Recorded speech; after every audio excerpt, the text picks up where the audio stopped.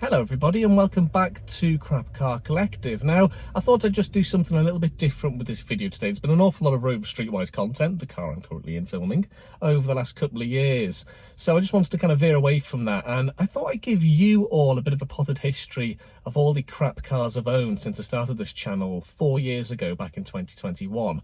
I have armed myself with a notebook that's got some details of them in and kind of information on where they are now and all that sort of stuff. So join me as I go down memory lane and relive some of the delights and some of the horrors of the last couple of years. I passed my test in 2015 and I got myself a Ford Fiesta.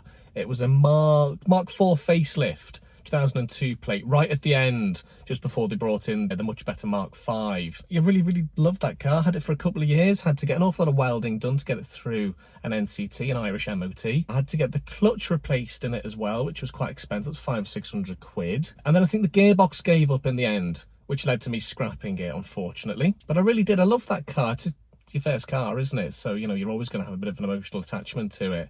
Looking back, probably shouldn't have spent all the money getting it welded, definitely shouldn't have spent the money getting the clutch done, should have probably scrapped it long before that. But you know, when you've got a car and you're inexperienced and you just keep throwing money at it to keep it on the road, that was kind of where I was with that one.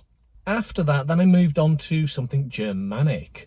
So this would have been the summer of 2016, so that's what's that, 9 years ago. And again, I mean, I've always loved cars, but I just wanted to play something, or play it safe, with the first car after my first car. So I was in the market for a Golf, for a VW Golf, but I couldn't really find one in the price bracket that I had. So there was a local dealer not too far from where I live who was selling a 2008 plate silver 1.2 petrol Polo. Bought it because it was absolutely fine. Goodness me, had that thing for 3 years. I think, was it 3 years? It was 3 years. It was a cracking machine. I really liked that. I had it over in England multiple times. I had it all around the country here in Ireland. Fantastic car.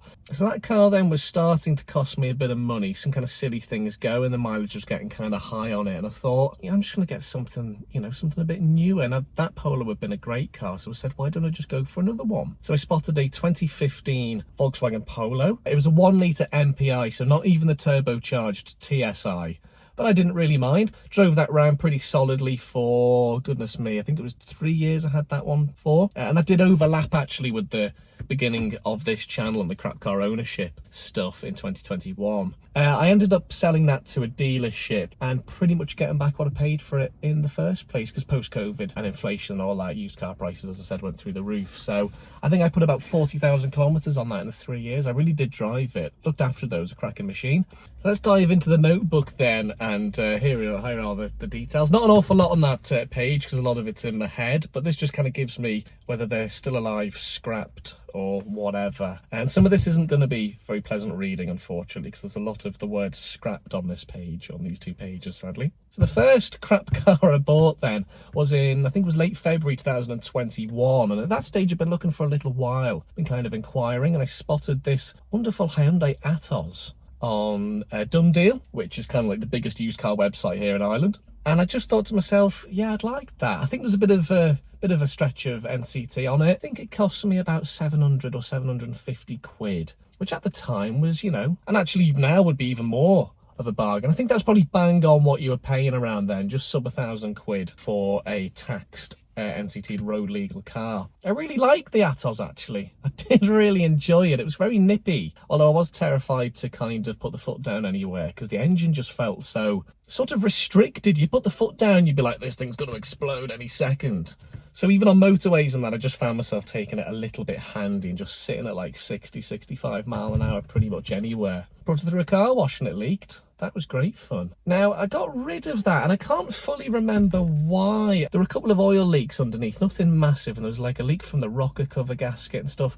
You know, work that I'd be confident and well able to do now, but at the time, it just wasn't. And I remember getting a quote off a mechanic to like fix those things. And looking back, it was one of those, we really don't want to do that work, mate, quotes, because it was ridiculous. Like the cost of the car was like 600–700 quid to get all that kind of stuff done. I probably could have done it myself for less than 150–200 quid. So that, and aligned with the fact that I'd spotted something else online for sale, my next rubbish car, forced me into selling it. Now, unfortunately, it hasn't had, according to the book, an NCT since the 8th of September 2021, and I sold it on in the April, I think it was. So in all likelihood, it's probably dead. And the way it works, I know on the DVLA site in the UK, it comes back with like not taxed, no MOT since whatever date. And it's broadly similar on the Irish NCT website. If the car though is scrapped, it just says no records found. If it's definitely been scrapped, or if it's been scrapped by, you know, an official car scrappage metal dealer person who puts all the paperwork through, which doesn't always happen. That other little terrible crappy car that I found online was a Volkswagen Lupo. I think I purchased that in the April of 2021. I'd spotted it for sale and I'd been looking at it for a couple of weeks, I think it was, and the price kept getting lower, and I thought, oh, I'd love one of them. It was red, and yeah, obviously me being me, it was the lack appeal. No lack of appeal, but the lack appeal on the paint that was really attractive. It just looked a bit unloved. And it clearly was unloved, because when I hopped in it and brought it for a test drive, then I noticed that there was an awful gearbox whine in fifth.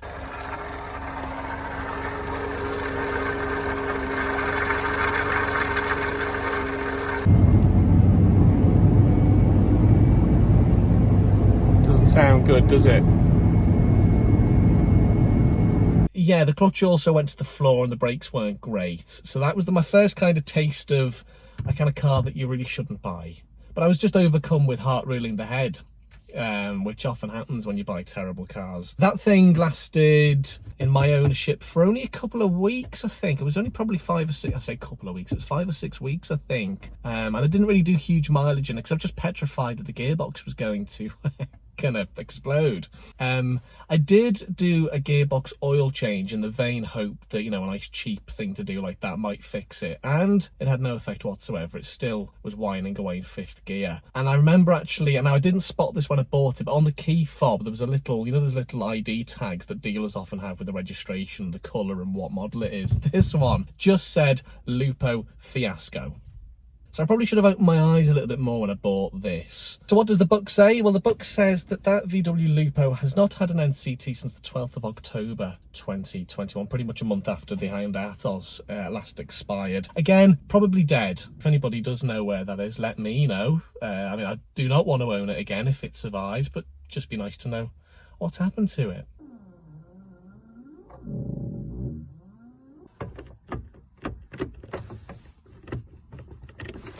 Yep, completely jammed. Up next then is probably the first car that I do genuinely regret selling. It was a red Renault Clio Mark II, and I just loved it. The minute I saw it with its original trims and its low mileage and all of that, I just thought, that's a really flipping nice car. And it wasn't up for very much. I think it was only up for €250. Now, just think about that for a minute. This Streetwise I'm in was parked in a hedge and cost me 200 quid. No NCT, no tax, holes everywhere. It was a swimming pool in here, damp as hell, pretty miserable, 200 quid. Now, that Renault Clio was 250 quid and it was taxed. It was NCT'd, almost extensive history. The belts had only just been done a few months before. What a deal. I was a little bit cheeky. I did go up to it to collect it and offer him 200 quid. And he said, genuinely, I've got people here, or people that I know, people who've contacted me who will give me 250. And I couldn't have got the extra 50 quid out of my pocket quicker. I said, I'm having that. Thank you. I loved it. I really, really loved that car. Yeah. Yeah, I mean, I didn't do anything mechanical to it, I don't think at all. Just gave it a bloody good clean inside and out, and it just kept going. And I really, really regret selling that one. The Mighty Book says that that hasn't had an NCT since the 2nd of December 2022. So we're almost 3 years, but 2.5 years after that. And I've scoured my phone for the contact number of the gentleman that sold it to. He said he was going to give it to his wife to use, and I just haven't got that number. I haven't got it. I'd love to know where that car is. That's one car that I would almost certainly buy back straight away. I love that thing. I really shouldn't have got rid of it, and I definitely shouldn't have got rid of it for the car that replaced it, because that turned out to be a bit of a disaster. But when an original Irish plate Rover 600 comes up for sale, it's very hard to say no. So yeah, that Rover 600. It was a local car. I'd known about it for quite a while, actually. I've seen it over the last number of years. I think going back as far as like 2015, 2016 or something. And when it came up for sale, I hemmed and hawed a little bit and thought, oh, I'm not sure if that's for me. And it's a 1.8 petrol, a bit expensive to run. But I did end up biting the bullet. I couldn't say no. Rover 600. Flipping heck. And to find one here in Ireland as well, there's quite a lot of them left in the UK. But to find one here in Ireland, very, very rare. So I went out and bought that. It was bought it off a lovely gentleman. I think it was his mother's car. Got into it, drove it to a local supermarket so I could just hop out and grab a few bits. Went back to start it and this happened. Having some issues trying to start her. Oh dear. I don't know why it's doing that. That's not good, is it? I've got another key here, but that won't even budge in the ignition barrel. Okay, I'm gonna have to investigate this issue. Not a great start. Wasn't great, was it? But thankfully the seller came back, jump started it, and that was a lesson for me. Don't buy a car, drive at a short distance. Buy a car that's been set up for a long time, drive at a short distance, leave the lights on and all that when you're doing the video, as you could probably see there, and then expect it to start again. That's not going to happen. So we jump started it, and it stayed nice and reliable over the next few weeks. Okay, let's see just how bad this rust is. Oh dear.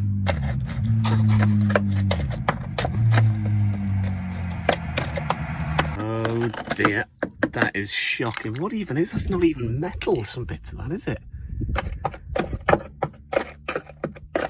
Oh, it just keeps getting worse, look. Oh God. Sorry, the camera works pretty poor. I do apologise for that. I mean, that's like plastic. It's all wobbed. Look at that. Oh, look. Oh, that's... What's this going to be like? Oh, fuck. Oh, dear. Wasn't a good idea, that, was it? So that needed quite extensive welding there. I couldn't weld at the time. And also when you applied the brakes rather heavily, there was a juddering kind of feeling. And I mean, looking back, I could have fixed that, but I didn't really have that kind of mindset back then that I'm gonna have to start getting handy with tools and brave and start developing those kind of skills. So I sold it to a gentleman named Leon who runs the Elderly Irish Cars Instagram page. Sold it to him. He kept it going for a little while, but then sadly was forced to scrap it. I think he found even more significant rust around the bulkhead and that, you know, which was a shame because I've still got a little history folder in the house relating to it. So that's the first one of my rubbish old cars that was actually scrapped, and that was a great shame when I heard that. But to be honest, I'm not surprised. So I ran that for a little bit and then kind of got cold feet, sold it on and decided to buy a Ford Focus. I travelled all the way down to Carlo to collect that. I think it was about 2 hours on the bus. Did learn a bit of a lesson straight off the bat with that car, and that is to probably ring or contact the seller straight away to get all the details correct and accurate, because I turned up thinking that thing was road legal, that it had an NCT on it, but it didn't. There was a typo in the advert. My own fault, I should have checked. It needed a little tiny bit of welding on both rear wheel arches. They were quite rusty and behind that stupid carpet stuff that Ford had fitted on all of them, but they were like little tiny, like 1p piece little holes, which I thought was pathetic for it to fail an NCT on. But you know, sometimes it's a bit of a money-making racket, as I'm sure some of you may agree. But did eventually get it through an NCT. That was such a good car. It was a really, really good car. And those engines in, there was a 1.4 petrol, pretty bulletproof. And it was in really good nick, had some decent service history about it. And it was quite a change from the 600, which was falling apart. And the Focus was only 2 years newer, with, I think it was more mileage on it.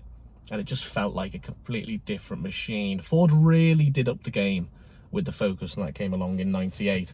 I'd happily own another one. There's still quite a few of them out there. They are succumbing to rust. I sold it on to an Eastern European gentleman, and I did see it once or twice being driven around in my locality, but sadly that was also scrapped. The Peugeot 106. 2000 registration. Yeah, I think I saw this at a reasonable price online and thought, ooh, yeah, I'd love a bit of that. I did have a bit of a hankering for like a 1 litre petrol, because I hadn't owned one of them since the Atos, or sorry, since the Lupo that I mentioned earlier on, because the Clio was a 1.2. And I thought, yeah, you know what, I'll have a bit of that. So I went up to, I think it was Rathfarnham in South County Dublin, paid the monies, and it drove it on home. That was a cracking little car. I really did enjoy that.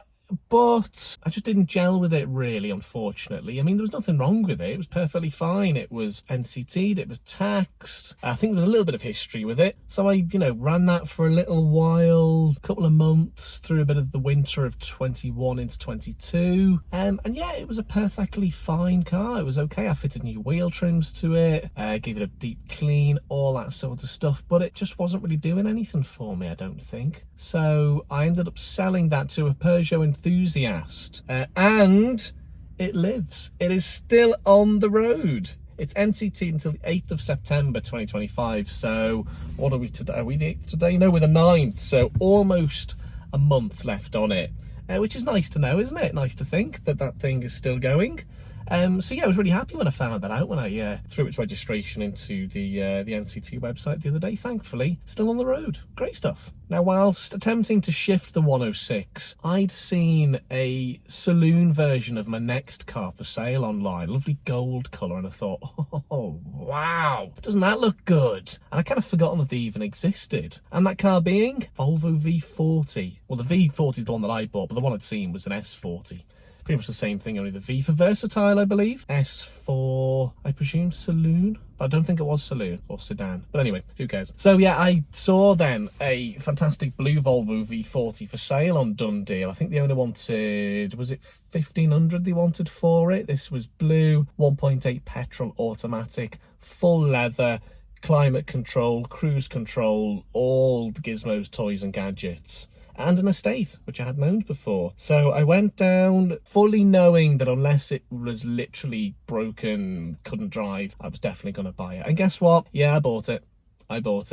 I absolutely love that car. Again, just like the Clio earlier on, if it still survived, that's a nod to its fate, which we'll get onto in a moment, I'd buy it back in a heartbeat. Loved it. It was an automatic as well, and I'd never owned an automatic. So for the first couple of days, weeks and months, I was very careful not to accidentally pop the brake in thinking it was my clutch, because that would have put me through the windscreen, wouldn't it? But it was so nice. Heated seats, leather, as I've said. Ah, what a car that was. What a car. So lovely to drive, so smooth. And, when you put the foot down, it moved.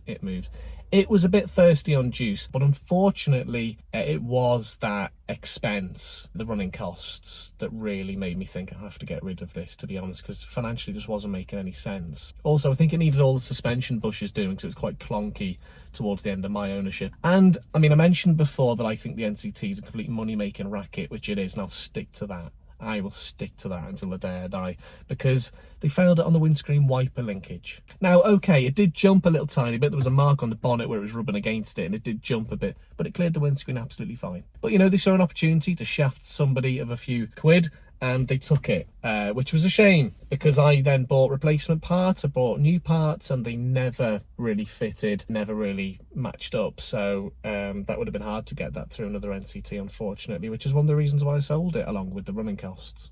I was very sad to see that car go, and I still am looking back on it, because it was a flipping good car. It really was. Bulletproof engine, silky smooth gearbox, loads of space. Bloody good one, that. Yeah, no, I'd love another. I really would love another one. So I sold it to a gentleman, and it was parked outside his house for a while. I used to see it on my way into work every day, and used to see it around town and stuff, in the shops or whatever, parked outside in the car park, and I was, I assumed it was living a good little life post my ownership. Sadly, checked its registration one day when I was a bit bored and found out that it had indeed also been scrapped. Whilst I owned the V40, I thought to myself, I need something cheaper. And I was used to having kind of two cars, and I needed, obviously with those incredibly high fuel prices, something that was a lot more fuel efficient. So I found myself this. Here we go. It's a Mazda Demio. This is probably the first of all of the cars, apart from the Lupo really, that I just didn't get on with. The 106 I didn't really get on with, but there was nothing wrong with it. It was fine. I just didn't gel with it that much. But the Demio I really didn't like, looking back on it, to be honest. Yeah, wasn't a real fan of that car. It was fairly agricultural, this car. I don't think it had been cleaned in years. The seats had been tangoed.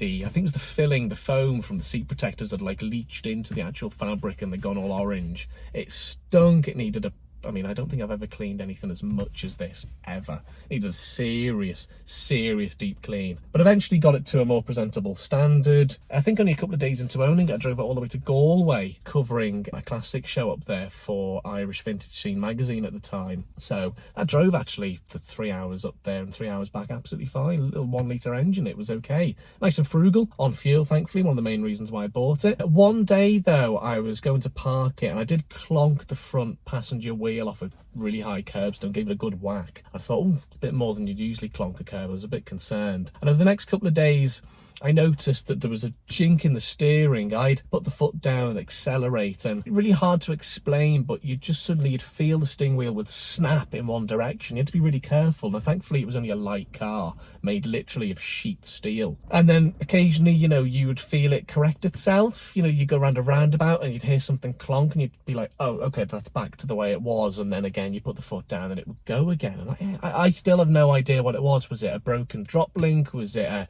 broken steering arm or something? I have no idea. I've dropped it into my mechanic. He had it up on the ramp. He couldn't see anything. I got new tyres and got the tracking done, thinking that'd solve it. Drove out to the tyre place and it went straight away. And when it went, it didn't mean that you couldn't drive it. You could still drive it okay. You just had to be really careful that at any stage it could jink back kind of into or out of position. And that meant that when you were driving, you'd wait for the sudden movement, which, could veer you into other cars and stuff. And I really didn't like that. I was really very nervous driving that thing afterwards, but I did decide to sell that on. I sold it on to, I think it was a young Brazilian lad, and I was quite surprised he bought it because there wasn't a language barrier. His English was fine. I did explain to him, I said, look, be very careful driving that. There's a bit of an issue with the suspension or the steering or whatever, and he didn't pay that much for it. I think it was only about 300-400 quid or whatever. He drove it away, but it was scrapped, and not that disappointed.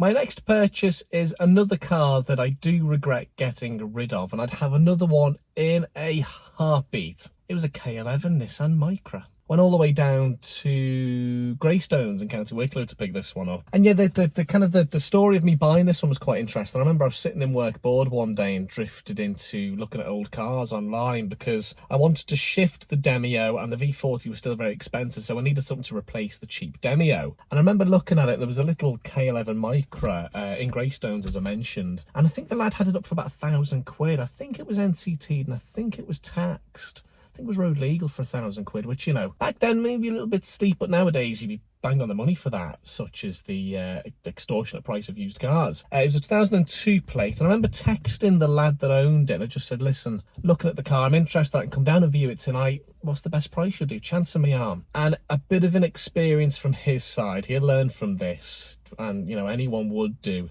He said, well, my mate's offered me 500, I think he said 600 quid or 550 for it, but he hasn't got the money yet, and I want to get rid of it. So, the dog-eat-dog world out there, isn't it? You're always got to be looking out for the opportunity. I said, well, you know what? How does 500 quid sound? I'll come and have a look at it tonight, and we'll discuss it then. So I ended up going down. It drove absolutely fine. It was a little bit manky inside, needed a bit of a clean, but thankfully it was, drove perfectly. So I agreed. I think I gave him like a 200 quid deposit. I came back a couple of days later with the rest of it. There was a 300 whatever quid, and drove it away.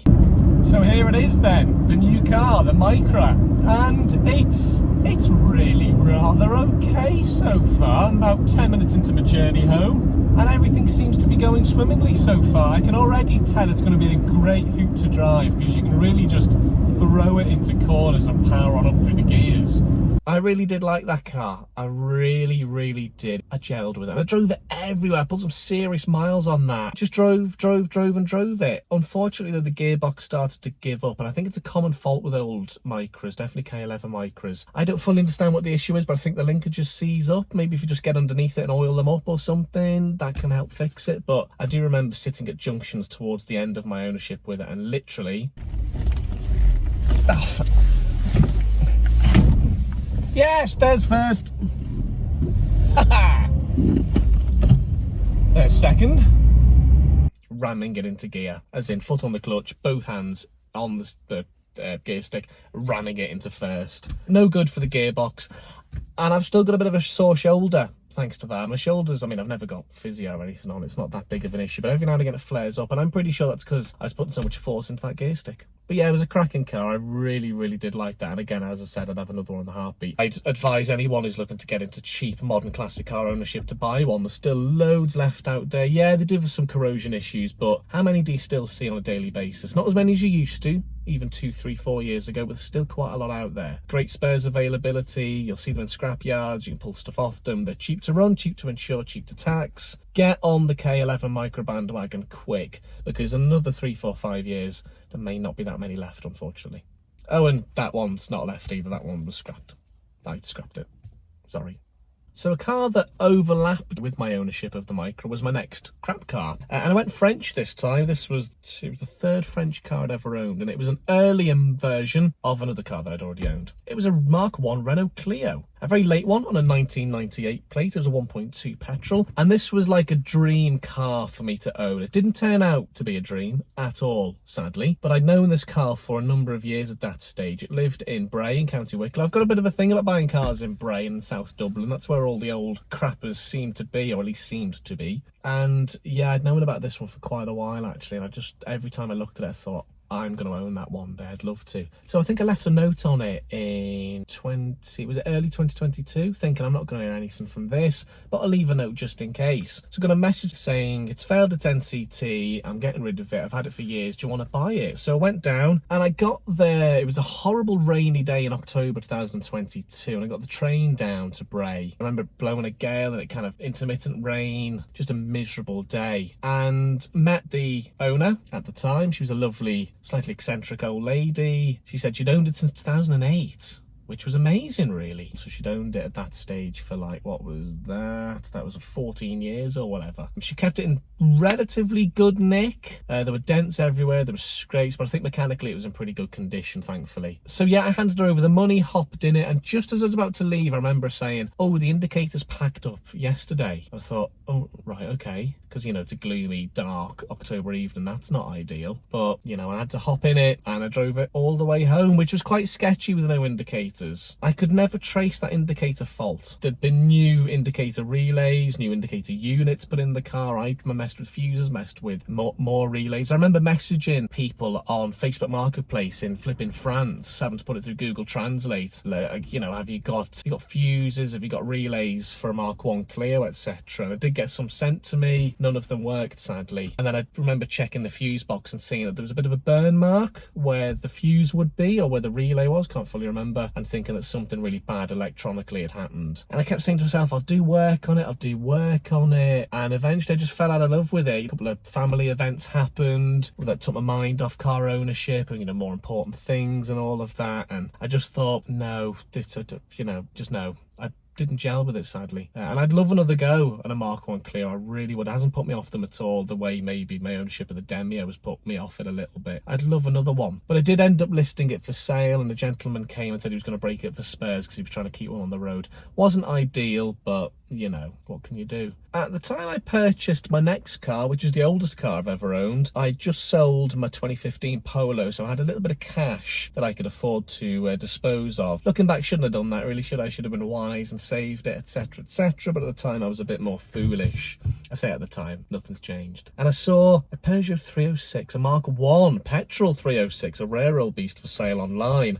And again, it was the typical humming and hawing for weeks, looking at it and thinking, should I, shouldn't I? And eventually, as always happens with me usually, heart ruled head, and I bought it. I think it was $1,600 I paid for it, which was far too much to pay for a car with as low a spec as that, which was just a 1.4 petrol, manual windows. I think it did have power steering, but no aircon, just basic, didn't even have a rev count, just a big massive clock. But yeah, such was the rating. You know, you buy it off a dealer, you're going to pay that, aren't you? So yeah, and again, really enjoyed that car. I really did like my little 306. It was great driving around as something genuinely retro from the mid-90s. Yeah, that was a great car. It was the first car I ever properly serviced myself as well, so that was really valuable experience. brought it to the first car show that I'd ever exhibited a car at, got good feedback there, got a little commemorative slate as well. It didn't really cause me any headaches until one day I popped the bonnet, had a look at the radiator and the coolant, and it was all gunky and gooey, and I thought, oh, that's not good, that's not good. But me and being a bit stupid, I just topped it up with extra coolant, kept driving it, until one day I was out for a spin and I put the heater on, full wax, it was the winter, and it was cool air coming through, and I thought, that's not good. That's really not good. And it wasn't good, because 10 minutes up the road, smoke was pouring out of it, and this happened. Something very, very bad has happened to the Peugeot. Look at that. That is not good. I'm stranded. It's a first proper crap car collective breakdown from one of my crap cars. That's not good. The fan is working overtime, but look at that. Oh no. Yeah, ground to a halt. Something had gone badly wrong in that engine bay, and I suspect it was probably the head gasket had gone. So it was laid up at my mechanics for a couple of months while I just forgot about it, really. Just didn't want to know. Just had no interest in it. Lost all love and passion for it, sadly. And I ended up selling it to the same gentleman that bought my 106. But then I was heartbroken a few weeks back when I realised that it indeed had also been scrapped, which was a real shame. I hope he was able to salvage parts out of it, because it was it was in really good nick. I sold it with a new radio, bought new door cards because they were a bit knackered, a few other bits like fixtures, fittings, that sort of stuff. There was quite significant rear corrosion just above the wheel arch near the rear seatbelt mounting point where they all go, all the early ones go. Again, couldn't weld at that stage, so I just fiberglassed it, filled it as best as I could. But it wasn't structurally dodgy. I just got it in time, thankfully, and there was enough meat around the actual seatbelt mounting points for it not to be a safety issue. But yeah, it was fun bombing it round, and it was a genuine car that would genuinely turn heads, because you could just hardly see them anymore. But look, at least I didn't scrap that one. At least I'm not the guilty party for once. The next car I got then was a stalwart of Irish motor, and you used to see them everywhere. You still see them a little bit now. It was a Mark IV Astra. Picked this up from, was it Selbridge, County Kildare? It was a elderly gentleman's car, 2000 plate. He'd owned it, I think, from new, or no, from 2002 he'd owned it. Now that I remember, load of old tax discs, bit of history with it. Cracking car, 1.4 petrol. I'd wanted one of these for a long time, but I wanted an older one, preferably pre-2000, but ended up getting a 2000 plate in silver. What a cracking machine that was. Had that in England as well, drove it all around the country here. Fairly characterless, unfortunately. It wasn't a particularly spirited or entertaining drive. It wasn't a remarkable car. I always just liked the design of them, thought they looked pretty neat, and you don't see too many of them around anymore. Popped it in for its NCT and it failed on rust, and I thought, that's not rusty, where's the rust? But it was the boot floor. It wasn't financially viable getting that repaired. And then it also developed kind of like a bit of a misfiring fault with the EGR valve, I think it was. I tried to clean it out, that worked for a bit, and then it went back to being stuttery, misfiring. I drove it like that for a couple of months and it never let me down, thank goodness. So that was a relief, but I did something bad with that. I scrapped it. Yeah, and I ended up scrapping that one. It was an easy like 300 quid when I needed it. Just wasn't worth me putting any more money into it. It would have been hundreds in welding. Just wasn't worth it, sadly. But I did enjoy that car, and it was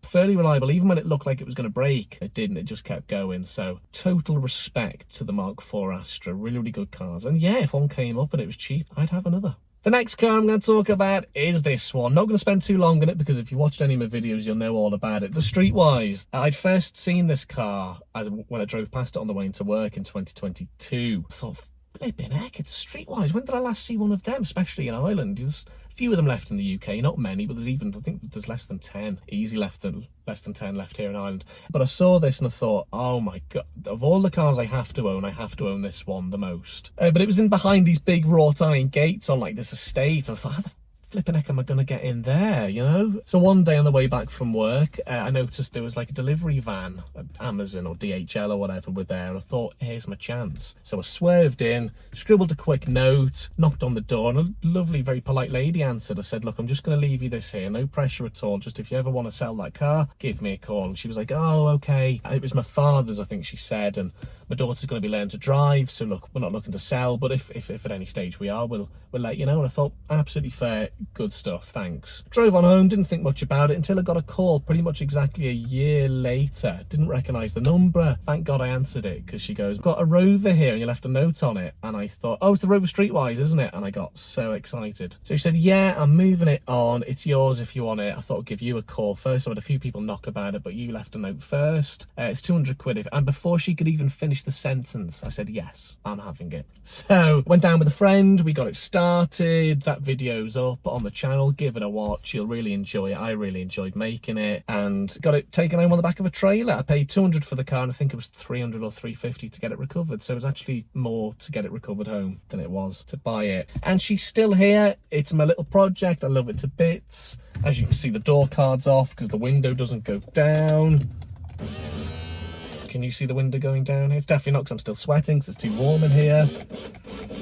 Don't want to break it. No sign of head gasket failure yet. I've put a new back box on it. I've put new brake pads on her. She needs more work. Keep an eye on the channel and you'll see how it goes. Yeah, so I purchased this then in the October of 2023, and I've owned it ever since. Don't see myself getting rid of it, even though the headlining's knackered. As you can see, where are we? There we go, a bit hard to... And the sunroof leaked and all that kind of stuff. All those issues solved now. It does still need new tyres. Gonna need a little tiny bit of welding on the rear chassis leg where there's a hole. I'm not brave enough to do it because it's near the fuel tank, and I tried to get an earth on it, it couldn't, so I just had to leave that to a professional. I get all that done in due course. But yeah, I've only got one more car to talk about actually, and I literally owned this thing for less than a month. It was a Skoda Octavia. I think this was at a time when I think I'd scrapped the Astra. I think I still had the 306, but I needed an everyday car to get me through a few weeks. Obviously I planned to have it a lot longer than a few weeks, but as things turned out,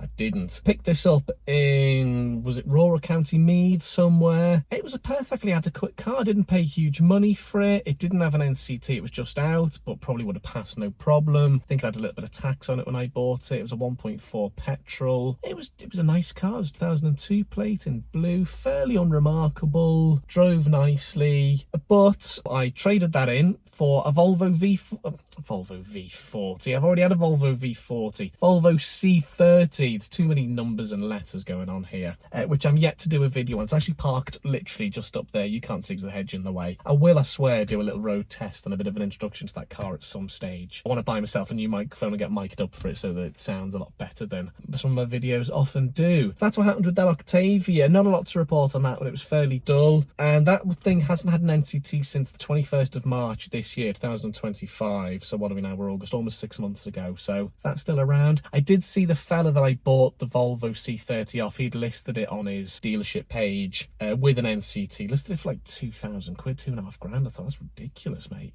Never going to get that for it. Maybe he did, I don't know. Good luck to him. Would I have another Octavia? Yeah, definitely. I'd have another Skoda Octavia, no problem at all, because it was a good car, and had I have kept hold of it, it probably would have been a very nice, reliable car. But you know, circumstances dictated that I was luckily in a position to buy something that I really wanted, which was my C30, and I love that car. Don't want to get rid of that. I have no need to. That's going absolutely fine, thankfully. So actually in total that's 19 cars, isn't it? 15 old rubbish ones, 3 before the channel and the C30, 3 moderns before the channel and the C30, which is my next modern. That's it really, we've come to the end. That's all the info there. So it's mostly scrapped and no NCT since whatever date. And the only 2 that are still alive that I know of, definitely, is the 106 and this Streetwise. That's only 2 out of 15. That's quite sad really, isn't it? But, you know, when you're dealing with cars that are well over 20 years old, that's probably what happens, really. Oh, that's blinding me.